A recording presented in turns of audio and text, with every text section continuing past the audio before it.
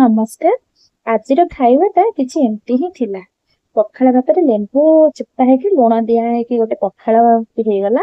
ଆଉ ଏବେ ତ ଦେଖୁଥିବେ କେମିତି ପାଗ ଅଛି, ବର୍ଷା ଅଳ୍ପ ହଉଛି, ତାଠୁ ଅଧିକ ଖରା ହଉଛି। ଆଉ ଖରାଟା ଏମିତି ଯେ ଏତେ ଗୁଳୁଗୁଳି ହଉଛି, ମାନେ ଫ୍ୟାନ ତଳେ ଉଠିଲା ମାନେ ଦେହ ଝାଳରେ ପୁରି ଯାଉଛି।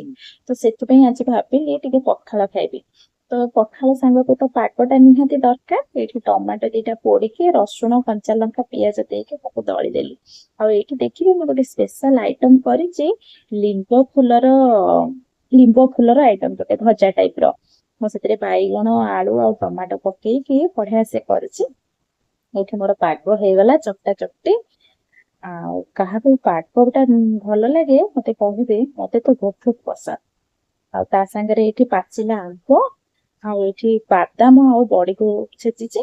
ଏଇଟା ଦେଖେଇଲି ଲେମ୍ବୁ ଫୁଲର ବରା, ଆଳୁ ଭଜା, ଶାଗ।